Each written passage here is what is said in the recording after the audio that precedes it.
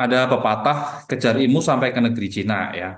Jadi maksudnya gimana? Jadi kita tahu bahwa empat negeri Cina itu adalah negara yang maju ya.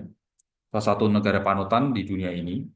Kita belajar dari mereka bagaimana mereka bekerja, bagaimana etos-etos mereka bekerja. Ya.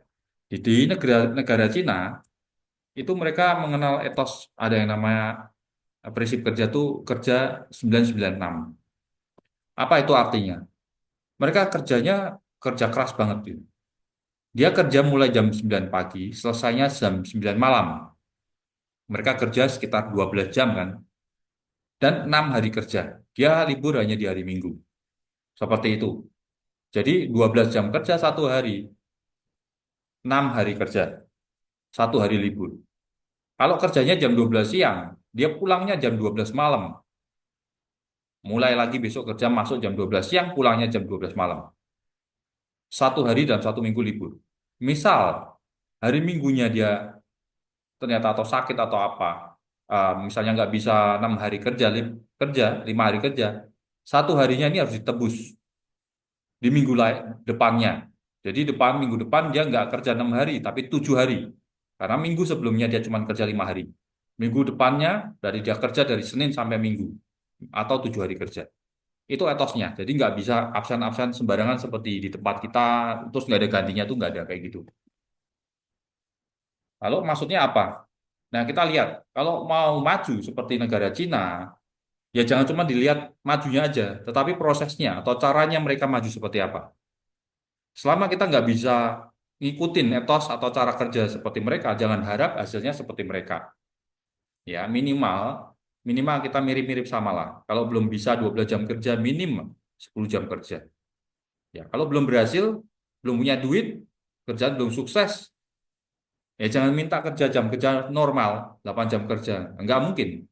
Karena kalau kita perhatikan tiap orang yang sukses, dia pasti bekerja keras, dia pasti eh, apa ya, istilahnya apa tuh? Extra mile, ya. Dia mau untuk do more, melakukan lebih daripada yang standar. Kalau standar ya siapkan hasil standar.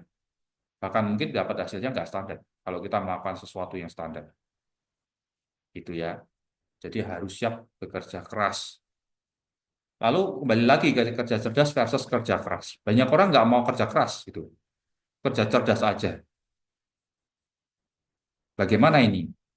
Setelah saya renungkan, ini hasil pemikiran saya ya. Kita konteksnya, lihat konteksnya dulu. Kalau kita udah jadi orang kaya, duitnya udah banyak, ya habis-habisin tiap hari dihambur-hamburin untuk foya-foya juga udah nggak habis. Mau nggak kerja keras nggak apa-apa.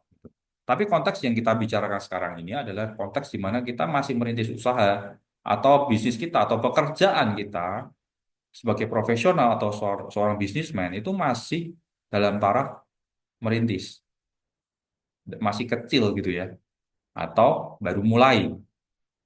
Itu pasti awalnya kerja keras gitu. Nggak mungkin enggak gitu.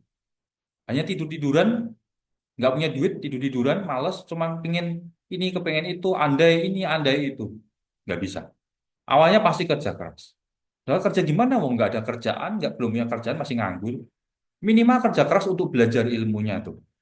Belajar dulu ilmunya, ya. Cari ilmunya dulu. Masukin di otak kita. Ilmunya kita dapat. Kalau ilmunya kita dapat, kita tinggal tunggu kesempatan. Saat kesempatan itu datang, kita udah punya ilmunya, kita bisa samber, kita bisa masuk, kita bisa ambil kesempatan itu. Tapi kalau kesempatan itu datang, tapi nggak punya ilmunya, nggak tahu caranya, ya kesempatan itu akan lewat aja. Ya, jadi misalnya nih, kita mau apa? Contoh, mau jualan soto, misalnya, mau jadi pengusaha soto, nggak punya duit gitu. Mau bikin warung soto juga nggak bisa, nggak punya duit, mau kontrak nggak bisa, mau apa nggak bisa, nggak punya apa-apa gitu kan. Ya belajar dulu sama orang yang bisa bikin soto atau dari internet atau mau dari teman atau apa. Kalau perlu magang, kalau perlu nggak dibayar nggak apa-apa, dapat ilmu. Jangan melakukan sesuatu karena semua bayaran. Semua tuh nggak bisa ya. Kadang kita harus dapat ilmunya dulu. Misalnya kita belajar, kita magang sama orang yang sudah pintar bikin soto, warung sotonya rame, kita bisa tawarin. Kita pasti diterima bekerja dengan catatan kita bantu dia, kalau bisa tanpa dibayar, pasti banyak yang mau kok. Tapi kalau kita nuntut uang, belum tentu semuanya mau.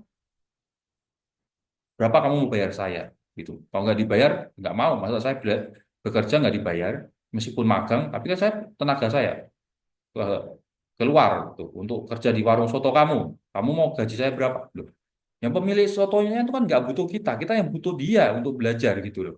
Ya, jadi kita harus siap sedia tawarin, bro, saya mau magang tempatmu boleh ya, mau belajar bikin soto. Nggak usah dibayar deh. Apa yang bisa saya bantu? Itu pasti banyak kok yang mau mempekerjakan kita. Tapi kalau belum-belum kita, kamu mau bayar aku berapa?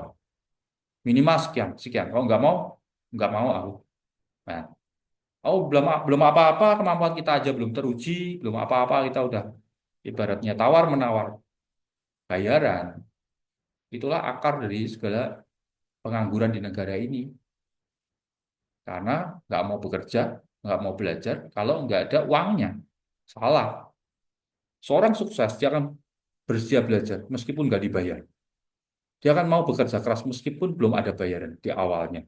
Tapi dia percaya di akhir hari, di akhir waktu, di akhir pendidikannya selesai, mereka akan mendapatkan uang yang besar, yang jauh lebih banyak gitu. Ya, mereka mampu untuk tidak dibayar di awal. Itu ciri khasnya. Ya, awalnya pasti kerja keras ya, kembali ke topik. Minimal kerja keras untuk belajar ilmunya. Itu pun capek loh belajar itu. Ya kan? Belajar ilmu itu capek kita. Baca buku itu capek tuh. Belajar apa? Ikutin webinar sampai malam-malam, capek. Ya, ikutin seminar kemana-mana, ke hotel mana, ke pertemuan ini, ke hotel, ke resto itu capek sekali. Waktu kita udah habis, tenaga kita juga terkuras. Itu sesuatu hal yang capek, gitu ya. Jadi itu adalah omong kosong kalau orang mau kerja keras, nggak mau kerja keras, tapi cuma mau kerja cerdas di awal-awal usaha dia belum punya apa-apa, itu nggak bisa. Ya, umumnya ya. Umumnya saya bicara secara umum ya. Jadi harus diimbangin. Orang mau kerja keras di awal untuk membangun aset atau membangun sistem bisnisnya. Itu namanya kerja keras ditambah kerja cerdas. Jadi bukan kerja keras tok, itu bukan seperti orang yang ngepel tadi ya, jalan tol tadi ya, salah. Nggak bisa itu. Memang harus kerja cerdas, tetapi harus diiringi kerja keras. Ya, rumusnya adalah, ini saya nggak bisa bikin kuadrat ya. Rumusnya adalah belajar ditambah bekerja, nanti dikuadratkan. Kuadrat itu pangkat ya. Misalnya belajarnya 2, kita kasih skor 2. Bekerja 3, ya berarti 3 tambah 2, 5. 5 kuadrat, jadinya 25. Gitu loh. Tapi kalau cuma kita belajar doang, ya cuma 2 aja. Skor kita jadi 2 aja. Bekerja aja cuma 3 saja. Nggak bisa jadi 25. Harusnya belajar plus bekerja, 2 tambah 3 sama dengan 5. Kan angkanya jadi gede. Lalu ada kuadratnya lagi, 5 kali 5. Ya sama dengan 25. Kuadrat itu apa? Tuhan. Faktor X yaitu Tuhan. Pada waktu kita pelajarinya, secara hukum alam aja, Tuhan atau hukum alam ini akan membantu kita. Semesta ini akan membantu kita pada saat kita melakukan dua hal ini. Kita belajar, kita bekerja dengan sungguh-sungguh, the best terbaik yang kita bisa berikan. Tuhan melihat kesungguhan kita, lalu Tuhan akan memberikan pelipat gandaan. Kita belajar dari petani ya, ya seperti petani. Petani itu kan kita seperti petaninya gitu. Kita bekerja gitu. Kita nggak tahu apakah padinya akan tumbuh atau mati, nggak tahu. Hanya yang bisa dilakukan petani adalah menanam, berusaha. Itu hal yang bisa dilakukan petani. Petaninya kalau cuma berusaha doang, tanpa teknik yang benar juga akan hasilnya nggak bisa maksimal, ya kan?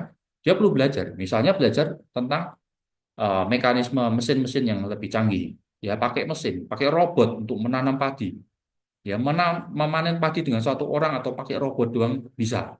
Pakai AI, robotnya digabung AI, dia bisa menanam atau mencabut padi-padinya, menuai, panen dengan cara lebih efektif, lebih cepat.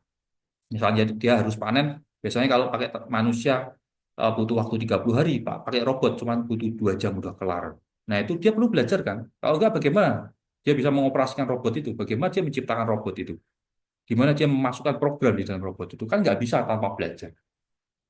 Ya kan? Itulah fungsinya belajar di situ. Dikombinasi dengan bekerja, melakukan suatu aktivitas untuk menaruh robot di situ, menginstal robotnya di situ.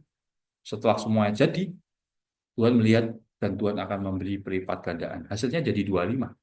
Belajar doang 2, bekerja 3. Kalau belajar dan berdoa, belajar dan bekerja jadi 5. Ya, soalnya typo ya, bekerja ini benarnya. Bekerja, betul ya, bekerja. Ya, kira-kira gini lah, bekerja. Kerja lah gitu ya. Jadi ya harus seperti itu. Ya, kita menanam, Tuhan memberi pertumbuhan. Tugas kita tuh hanya menanam. Kalau gagal bagaimana? Ya nggak tahu gitu. Ya, kita kita hanya bisa berusaha. Nggak ada yang pernah tahu. Kita nanam tiba-tiba ada badai datang, tsunami datang, hancur semua. Bisa jadi bisa. Ya nggak ada yang tahu. Tapi bagian kita adalah terus belajar dan kita terus bekerja. Cuma itu. Ya. Jadi kerja cerdas harus diimbangi dengan kerja keras. Itu untuk kita yang konteksnya kita ini merintis atau memiliki bila pendapatan kita belum excessive money ya, belum sampai berlebih gitu, belum sampai 7 turunan habis itu kita harus bekerja keras dan bekerja cerdas. Ya, intinya seperti ilustrasinya menanam pohon apel.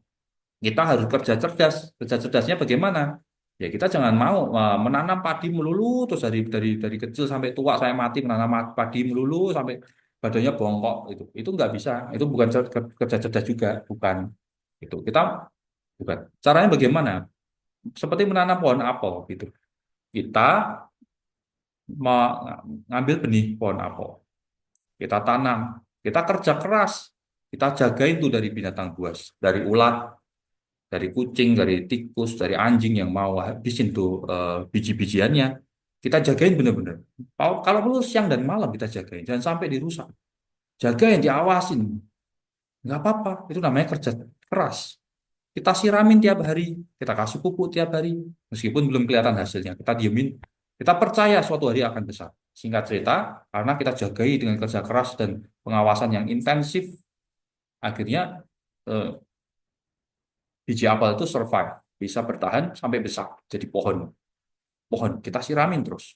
Kita kerja keras lagi, jangan sampai dimakan sama hewan-hewan lah, dirusak sama tupai atau mungkin apa ya, kena angin ribut atau apa. Kita jagain benar-benar ya sampai suatu ketika pohon itu apel itu dia bisa menghasilkan buahnya. Di saat sudah menghasilkan buahnya yang banyak itu udah nggak, akarnya dari pohon apel itu dia udah bisa masuk ke dalam sendiri, ke dalam tanah sampai dalam, dia bisa sampai ke mata airnya. Pohon apel itu udah nggak perlu disiram lagi, udah dewasa, dia udah kuat, dia nggak perlu lagi disiramin, dikasih pupuk, dijagai dari hewan-hewan singa, apa, wolf itu apa tuh, musang, serigala itu nggak perlu karena batangnya dia aja udah keras banget itu. Bahkan singa aja dibuat manjat singa ke atas aja bisa gitu karena saking kuatnya ya, udah terlalu kuat.